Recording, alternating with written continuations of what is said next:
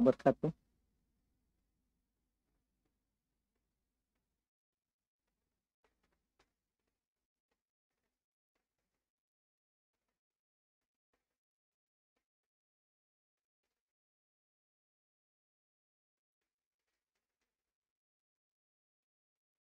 Innal hamdalillah nahmaduhu wa nasta'inuhu wa nastaghfiruh wa na'udzu billahi min syururi anfusina wa min sayyiati a'malina. May yahdihillahu fala mudhillalah wa may yudlil fala hadiyalah. Asyhadu an la ilaha illallah wahdahu la syarikalah wa asyhadu anna Muhammadan abduhu wa rasuluh. Sallallahu alaihi wa ala alihi wa ashabihi wa man tabi'ahum bi ihsan ila yaumiddin. Amma ba'd.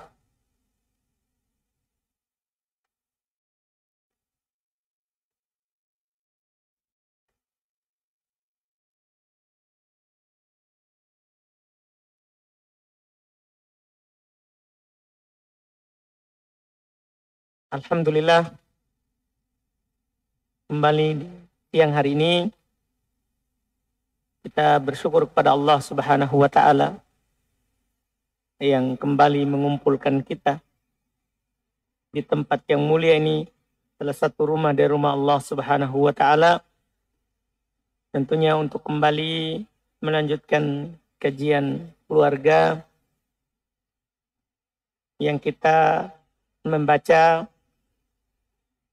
sebuah tulisan yang ditulis oleh Syekh Muhammad Ibn Ibrahim Al-Hamd terkait dengan kesalahan suami istri. Kita alhamdulillah di pertemuan yang lalu telah mengambil sampai kesalahan dari kesalahan suami, itu kesalahan 26. Pada hari ini kita masuk di kesalahan yang ke-27. Di antara kesalahan suami adalah al-isti'jalu fi sya'ni talaq. Terburu-buru dan tergesa-gesa dalam perkara talak. Dalam perkara talak. Ini termasuk kesalahan. Kata Syekh, fakatsirun minan nas yatahawan bi sya'ni talaq. Banyak dari manusia menganggap dan bergampangan dengan masalah talak ini. Matarahu yursil lisanah bi kalimati talaq duna man nadhar fi awaqibih. Dia melihat, kamu melihatnya begitu mudah melepaskan lisannya untuk mengucapkan kata talak tanpa memperhatikan apa akibatnya nanti. Katsiran ma yaqut talaq li asbabin tafihah. Banyak sekali keluar kata talak karena sebab yang tafihah, sebab yang sepele. Sebab yang sepele. Ini beliau katakan, fayaqudu sa'adatan qa'imah yubaddidu syamla usratin mutamasikah. Sehingga bisa merobohkan kebahagiaan yang telah terjalin dengan kuat. Dan yubaddidu, menghancurkan, mencerai-beraikan usroh mutamasikah, keutuhan rumah tangga yang sudah lama terjalin, terbangun. Ada orang yang seperti itu. Sangat mudah mengucapkan talak. Sangat mudah darinya ia mengeluarkan kata talak. Iya. Bahkan di antara beliau sebutkan ya hal-hal yang terjadi. Apakah karena teman, karena keluarga, karena ya banyak hal. Akan ada orang yang belum katakan itu kata beliau wa qad yutalliquha bisababi ziyadatin aw nuqsan fi milhi ta'am. Sampai masalah sepele. Jadi beliau sebutkan hal-hal yang sepele di antaranya ini. Ada kadang orang mentalak istrinya karena sebab kurang atau lebih garam. Kelebihan garam istrinya taruh di makanannya, dia talak. Kurang garam dia dalam makanannya, dia talak. Itu au bisa babi ba'di taksiril yasir. Dia talak istrinya karena sebab ya kekurangan yang sebenarnya kekurangan yang bisa dimaafkan. Kekurangan yang ringan. Ya. Kekurangan yang ringan. Kekurangan yang sedikit. Bahkan sebagian orang ada yang menjadikan pelaris, kata beliau, dagangannya itu talak. Ini asli, kalau tidak asli saya talak istriku. Nah, dia begitu. Dia jadikan barang dagangannya apa? Kata talak. Ini yang belum sebutkan. Iya. Ini tentunya kesalahan. Setelah itu belum sebutkan bahwa syariat itu sangat mentahdir. Syariat sangat mencela orang yang bermudahan untuk mengeluarkan kata talak. Untuk mengeluarkan kata talak.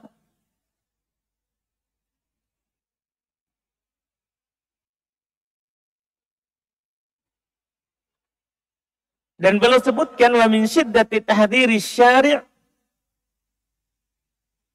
dan di antara wujud kerasnya peringatan Allah minal mubadarati ila tolak, wujud dan bentuk kerasnya peringatan Allah kepada seorang suami dari tergesa-gesa dalam mentalak istrinya, an ja'ala ihtimal ayyakuna fi zawja khair katsir. Allah menjadikan kemungkinan apabila sang istri memiliki banyak kebaikan. Itu di antara bentuk. Jangan mudah mentalak. Makanya Allah mengingatkan bahwa istri itu memiliki banyak kebaikan. Di samping kekurangannya. Kafian fil ihtifaz bi ismatiha wal istimrar al husni mu'asyaratiha. Yang hal itu cukup untuk menjadi alasan agar suami melindungi istrinya. Dan terus bermuamalah, berinteraksi dengan istri secara baik. Walaupun ada kekurangannya. Thumma in kana fi zawja ba'du ma yakrahu falyasbir. Kemudian jika ada pada istri apa yang sebagian yang dia tidak senangi, harus dia bersabar. Suami harus bersabar. Waliyataharral khirah. Hendaknya dia bersabar dan mencari sisi al-khairah. Sisi terbaiknya dari istrinya. Istrinya memang ya buruk di sebagian sisi. Tapi harus dia perhatikan apa? Al-khairah. Kebaikan dari istrinya itu. Fa'amatu masalihin nufus fi makruhatiha. Dan belum ingatkan, karena mayoritas kebaikan yang ada didapatkan oleh hati, itu perkara yang tidak disukai. Itu sebenarnya. Pada perkara yang tidak disukai. Ini harus kita sadari. Wa amatu madariha wa asbabi halakatiha fi mahbubatiha. Dan kebanyakan yang membahayakan itu pada hal yang dicintai. Oh, ini harus kita pahami. Harus kita pahami. Saya ulangi ini kalimat, karena ini penting sekali. Biasanya ketika jiwa kita, hati kita tidak senang, itu hal yang baik. Karena syaitan akan membuat kita tidak senang terhadapnya. Tapi kebalikannya, kebanyakan yang kita suka, itu biasanya adalah perkara yang doror. Perkara yang doror. Iya. Makanya beliau katakan, fakatiran mayatil makruh bil mahbub. Kebanyakan, kata beliau, banyak sekali perkara yang dibenci bisa mendatangkan kesenangan. Banyak sekali perkara yang dibenci tapi mendatangkan apa? Kebahagiaan. Sebaliknya, fakatiran mayatil mahbub bil makruh. Dan kebanyakan yang dicintai itu malah apa? Yang kita suka itu mendatangkan hal yang membuat nanti kita tidak menyukainya. Jadi hal yang tidak suka malah kita suka nanti. Hal yang kita suka sekarang itu bisa menjadi yang kita tidak suka. Makanya Allah Subhanahu wa taala berfirman, kata beliau, wa ashiruhunna bil ma'ruf wa ashiruhunna bil ma'ruf. Fa in karihtumuhunna fa'asa an takrahu syai'an wa yaj'alallahu fi khairan katsira. Masyaallah. Bergaullah dengan mereka, itu istri, secara patut. Kemudian apabila kamu tidak menyukai mereka, maka apa? Bersabarlah. Karena mungkin saja kamu menyukai sesuatu, padahal Allah Subhanahu wa taala bisa saja kamu tidak menyukai sesuatu, kamu benci itu sesuatu. Tapi Allah menjadikan padanya kebaikan yang banyak. Kebaikan yang banyak. Iya, ini yang Allah Subhanahu wa taala sebutkan. Bisa saja kamu tidak suka tapi ternyata banyak sekali kebaikannya. Bisa saja di sana ada yang kamu suka, tapi ternyata itu tidak baik. Itu tidak baik. Iya.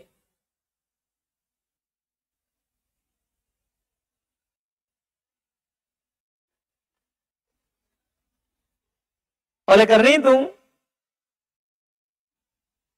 ketika Imam Ibnul Jauzi rahimahullah menyebutkan tafsir ayat ini, beliau sebutkan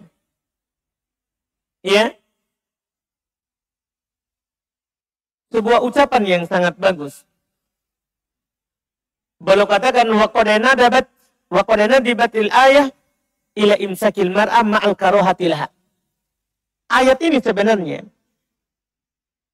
kata beliau rahimahullah, menganjurkan agar seorang suami itu bersabar ketika berhadapan dengan istrinya, meskipun ada rasa tidak suka terhadapnya. Masya Allah.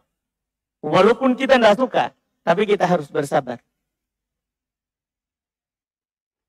Wa nabbahat ala ma'nayain. Dan beliau lanjutkan, ayat ini mengingatkan kita tentang dua perkara. Apa itu? Ahaduhuma, salah satunya. Anal insan la ya'lamu wujuhas sholah. Seorang insan itu tidak mengetahui sisi kebaikan. Kan Allah yang tahu. Ini kan istri takdir untuk kita. Kita menikahinya, kita mengambilnya dari orang tuanya, itu di atas takdir Allah. Berarti ini perempuan maslahat untuk kita. Cuman Allah yang tahu itu maslahat. Allah yang tahu itu maslahat. Makanya boleh bilang farubba makruhin ada mahbuban. Masya Allah. Terkadang ada sesuatu yang kita tidak suka, ternyata pada akhirnya kita cinta. Tadinya nggak suka kita sama orang itu, sama istri itu. Tapi ternyata kita jadi sangat mencintainya. Wa mahmudin ada matmuma. Tapi ada juga lawannya. Terkadang sesuatu itu dipuji, tapi bisa menjadi berbalik menjadi celaan. Jadi makanya kalau ada kekurangan, jangan serta-merta langsung talak. Bisa saja sekarang kita tidak suka, tapi ternyata dia menjadi yang paling kita sukai. Ini hal yang pertama diingatkan oleh ayat ini. At-tawasani yang kedua, anal insan la yakadu yajid mahbuban laisa fihi ma yukrah. Ini bagus sekali. Seorang itu hampir-hampir tidak bisa mendapati sesuatu yang ia cintai itu murni, tidak ada sama sekali yang dibenci. Tidak mungkin orang hidup di dunia ini pasti ada yang namanya kekurangan. Pasti itu. Makanya kalau ada kekurangan, iya kan? Kita harus bersabar. Oleh karena itu kata Nabi SAW, belum sebutkan ini hadis.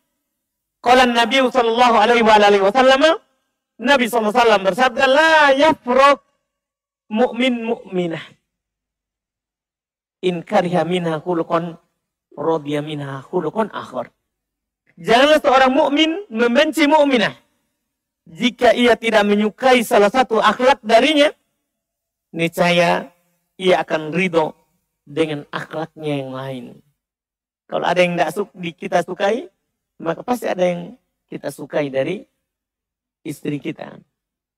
Dari istri kita. Ini yang belum sebutkan, supaya kita jangan mudah untuk mentalak. Di sini ada satu kisah yang saya baca, Masya Allah, yang belum sebutkan di sini. Terkait dengan Ibnul Jauzi rahimahullah, belum mendapatkan satu kejadian. Kalau Ibnul Jauzi rahimahullah, ini kisah nyata. Berkata Imam Ibnul Jauzi rahimahullah, qila li Abi Utsman An-Naisaburi. Ditanya kepada seorang ulama yang bernama Abu Utsman An-Naisaburi. Ma arja amaluka indak.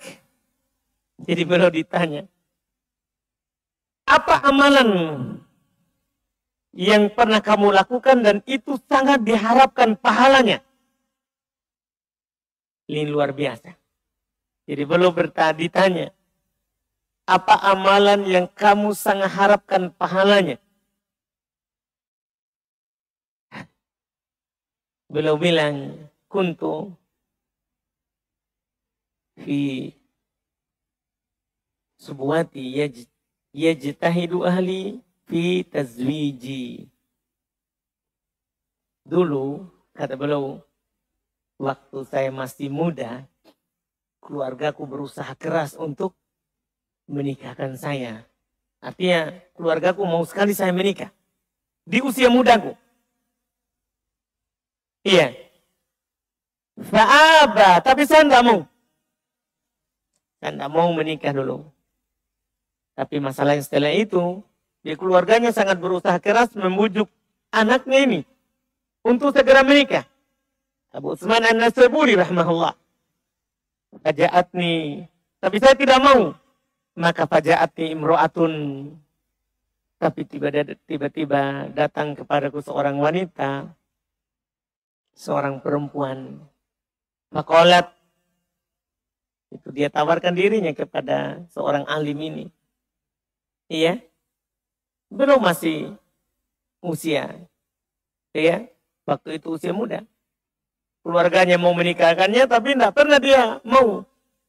Dia mau fokus dulu. Tapi datang kepadanya seorang perempuan dan berkata, "Ya Abu Utsman, wahai Abu Utsman, inni hawituk." Ini cobaan yang sebenarnya. "Wahai Abu Utsman, inni hawitu, saya menyukaimu."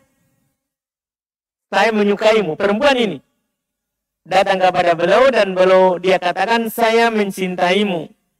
Saya suka kamu." "Wa ana as'aluka billah." Ini masalah. Kalau dia hanya bilang saya menyukaimu bisa ditolak. Tapi ini masalahnya. Dia meminta dengan nama Allah. Dia bersumpah. "Saya meminta kepadamu dengan nama Allah. Dengan Allah. Antu zawijani, untuk menikahi saya." Orang yang sudah belajar tauhid. Ketika seorang itu menyebut nama Allah. Itu tidak mungkin dia tolak. Karena ini dia bawa nama Allah. Ta'zimanillah. Disebutkan oleh Syekh Muhammad bin Abdul Wahab. Seorang kalau ada orang yang bersumpah atas nama Allah walaupun dia dusta, kita terima. Kenapa? Bukan karena dia berdusta, tapi karena dia menyebut nama Allah. Itu orang yang bertauhid. Karena pengagungannya kepada Allah bukan karena orang itu berdusta. Nah, ini seorang perempuan, dia datang. "Saya suka kepada kamu dan saya meminta kepada kamu demi Allah untuk menikahi saya." Untuk menikahi saya. Apa yang terjadi? Fa'ahdortu abaha. Abu Utsman lanjut bercerita.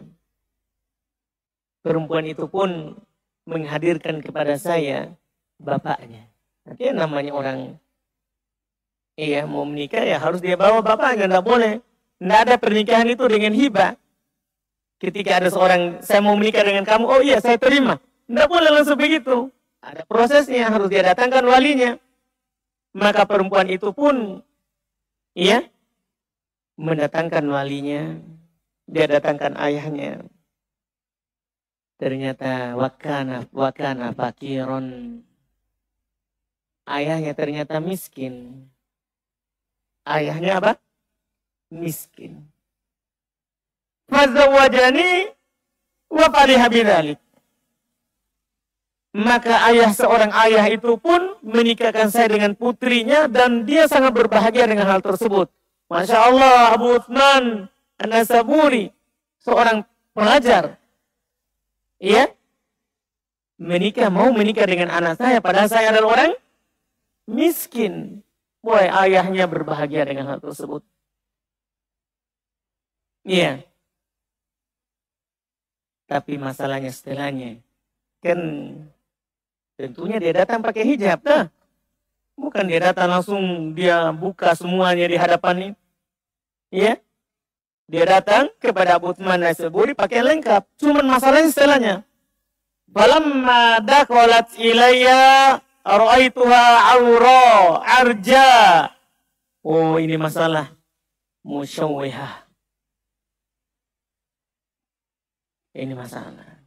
Ternyata itu gadis tadi tatkala sudah masuk kepadaku, artinya sekarang sudah selesai menikah. Ternyata gadis itu adalah buta sebelah, pincang, jelek. Aduh, sudah buta, pincang, jelek. Itu perempuan tadi. Tapi gadis ini cinta kepada, sangat suka, senang pada ini sudah menjadi suaminya sekarang. Ya. Ini seorang pelajar. Wa kanat li mahabbatiha li. Memang dia seorang perempuan pincang, buta, jelek, tapi dia sangat cinta kepada suaminya. Bahkan karena kecintaannya kepadaku, tamna'uni minal khuruj. Oh. Ini istrinya melarangku keluar. Saking cintanya kepada istrinya itu. Saking cintanya kepada istrinya. Tapi apa yang dilakukan oleh Abu Uthman? Ini yang kita mau tahu ini. Karena ini adalah amalan yang paling diharapkan pahalanya. Ketika istrinya ini melarang dia untuk keluar, iya, untuk menjaga perasaannya, saya pun tidak keluar. Tidak keluar. Hibdon liqalbiha, untuk menjaga perasaannya. Oh, ini amalan yang paling diharapkan pahalanya. Jadi dia tidak keluar untuk menjaga perasaan. Nah, ini banyak sekali di kalangan sahabat juga begitu. Ada mereka yang tidak menikah karena menjaga perasaan istrinya. Kita orang sekarang kadang susah menjalankan ini. Susah menjaga perasaan istri. Padahal ini di orang terdahulu, itu amalan yang paling diharapkan, itu adalah amalan kebaikan. Iya. Banyak kan dari mereka meninggal istrinya baru dia menikah. Lihat ini ulama besar Abu Uthman An-Naisaburi rahimahullah. Karena menjaga perasaan istrinya dia tidak keluar. Dan dia bilang, wala adharulaha minal bugdi syai'a. Dan saya tidak menampakkan ketidaksukaanku kepadanya sedikit pun. Padahal, bayangkan itu. Orang tuanya memintanya untuk menikah. Iya kan? Tapi dia sekarang datang orang tawarkan diri langsung dia, padahal dia jelek, buta, pincang. Tapi dia tidak pernah menampakkan ketidaksukaannya sedikit pun. Wa ka'anni ala jumratil qada min bugdiha.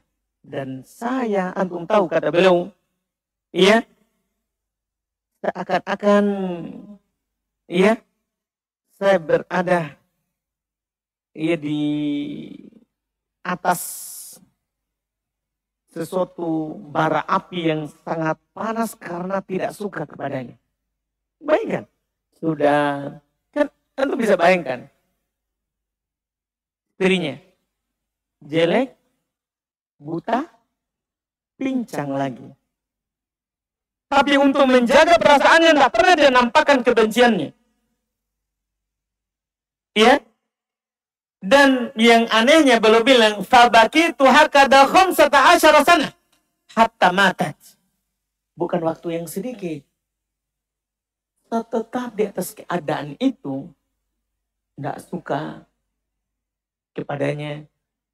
Tetap di atas hal itu, menyembunyikannya selama 15 tahun. Dia pun meninggal. Bayangkan 15 tahun. Kita kadang, na'udzubillah, mohon maaf kita, istri kita tidak jelek, tidak buta, iya kan, tidak pincang. Tapi kita tidak bersabar di atas satu kesalahannya. Sehari, bahkan setengah hari. Kita baru satu kali salah langsung, kembali kamu ke orang tuamu. Tak antar saja. Nah, ini masalah, ini kekurangan, ini kesalahan. Ini lihat ini, 15 tahun dia tidak pernah menampakkan ketidaksukaannya sampai dia tadi meninggal. Makanya beliau bilang, "Tama min amali syai'un huwa arja indi min hifdzi qalbah." Di akhirnya beliau berkata, tidak ada amalanku yang paling aku harapkan pahalanya daripada ketika aku berusaha menjaga perasaannya. Itulah amalan yang paling beliau harapkan. Masya Allah. Padahal banyak sekali amalannya ini. Tapi menjaga perasaan istri itu ibadah. Itu berpahala. Karena Nabi bilang, Nabi, kenapa ini bisa berpahala? Karena Nabi bilang, jangan kamu benci kalau ada akhlaknya. Karena kamu ada yang kamu suka dari akhlaknya. Iya. Ini yang disebutkan.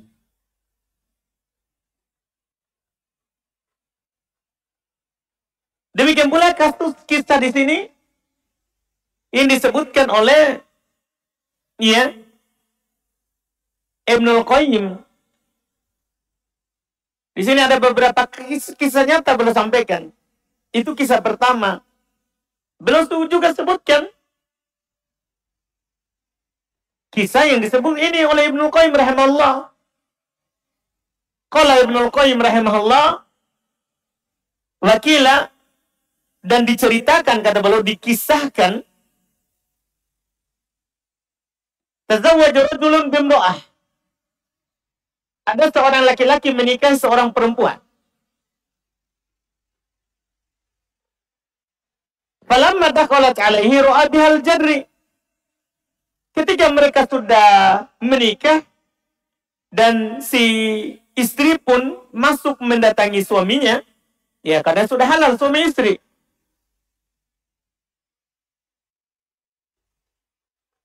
Faqala ishtakaitu aini. Tsumma qala ammaitu. Allah. Si perempuan itu pun bilang, saya pernah sakit mata, maka mataku pun buta. Bayangkan. Dia bilang, kan? Iya. Diceritakan.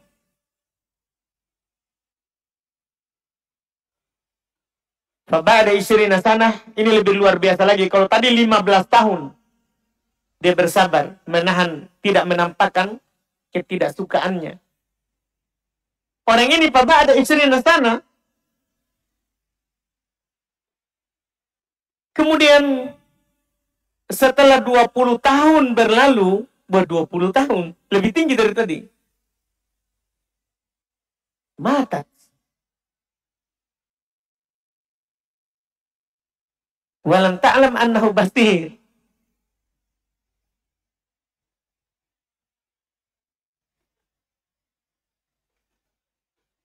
Iya. Oh tadi saya luput terjemahkan ro'a biha jadri. Saya ulangi. Saya luput terjemahan ro'a biha jadri. Jadi ketika mereka sudah menikah dan ketemu, dia melihat bahwa pada perempuan itu ada cacat. Apa nama? Supaya pas siapa yang mengalah. Iya. Jadi setelah menikah, ternyata di istrinya itu ada cacat. Al-jadri itu bisa dikatakan kalau kita sekarang pernah kena penyakit cacar. Sehingga banyak hitam-hitamnya di badannya. Banyak hitam-hitamnya di badannya. Ketika dia melihat istrinya begitu, langsung dia bilang ke istrinya, dia apa? Bukan istrinya ini yang buta. Kalau tadi istrinya yang buta. Jadi dia melihat kekurangan dari istrinya pada saat pertama kali masuk. Apa langsung dia bilang kepada istrinya tadi? Saya pernah sakit, akhirnya saya pun buta. Padahal dia tidak buta. Jadi dia pura-pura buta. Untuk apa ini? Supaya istrinya tidak tahu kalau suaminya tahu kalau dia cacat. Dia ada aibnya. Ya kan? Jadi dia pura-pura buta demi itu. Selama 20 tahun dia bersabar di atas hal itu. Dan istrinya meninggal dalam keadaan istrinya tidak tahu kalau dia sebenarnya bisa melihat.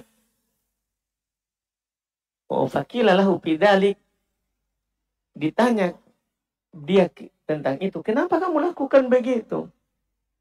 Kenapa kamu rela pura-pura buta di hadapan istrimu? Dia bilang kari itu an zanaha wa ru'yati lima biha.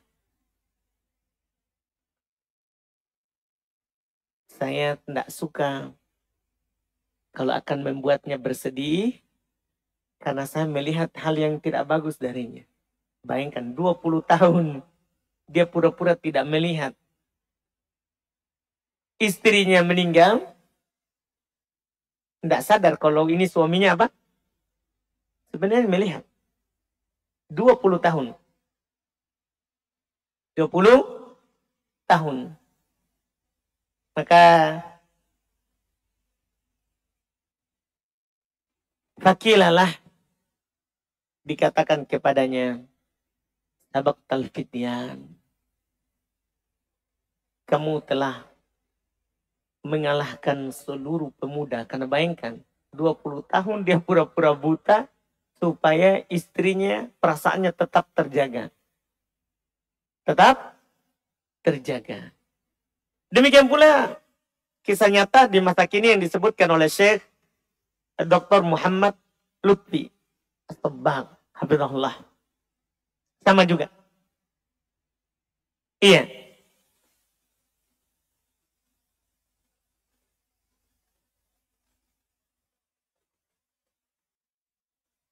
Yang mirip dengan hal tersebut. Belum panjang kisahnya di sini. Iya.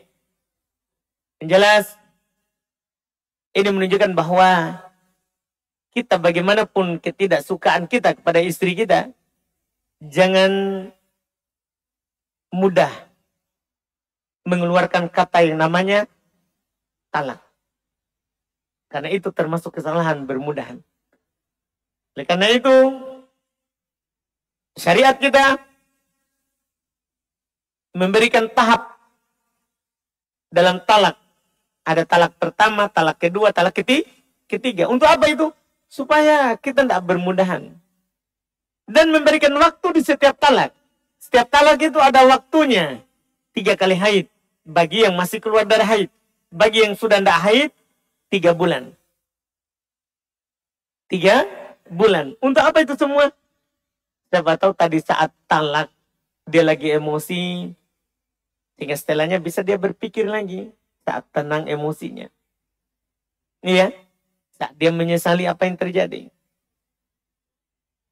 Bahkan dalam syariat kita ketika seorang itu ditalak 1 dan talak 2. Itu masih tinggal bersama. Masih tinggal bersama. Suaminya masih menafkahinya. Istrinya masih tetap memasakkannya. Melayaninya dalam hal yang lain. Itu masih dianjurkan untuk tinggal bersama. Supaya apa? Siapa tahu muncul kembali perasaan suka. Iya. Perasaan senang. Ini yang disebutkan. Semua itu kenapa? Yaitu supaya kita tidak bermudahan untuk mengeluarkan kata talak. Iya.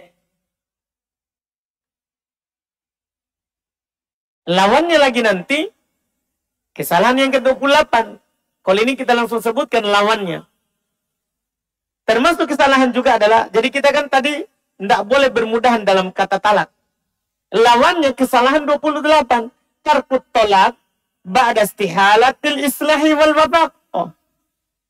Tidak mau mentalak setelah dirasa mustahil untuk perbaikan dan mencocokkan. Selalu berselisih.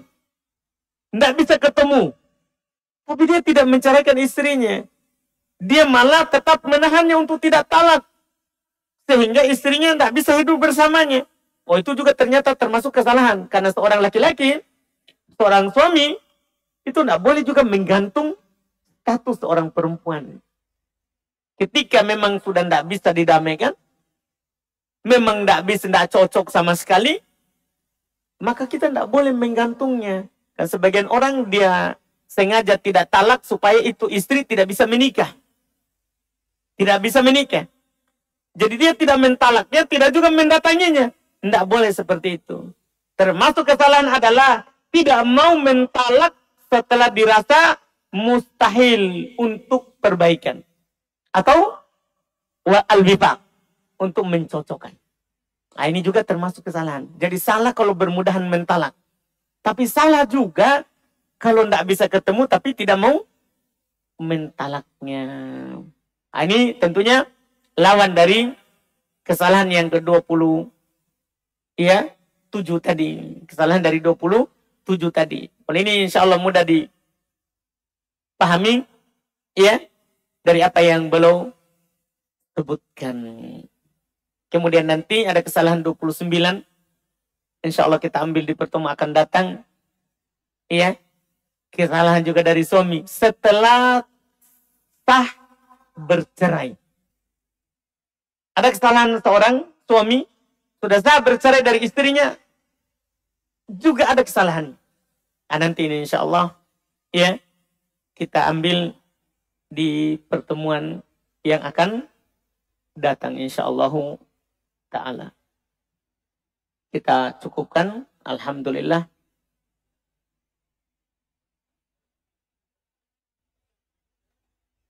Semoga apa yang kita ambil hari ini bisa memperbaiki keadaan kita dalam membangun keluarga yang bahagia, keluarga yang sakinah, dibangun di atas ya kasih sayang, rasa cinta pada keluarga kita, walaupun di atas kekurangan yang ada.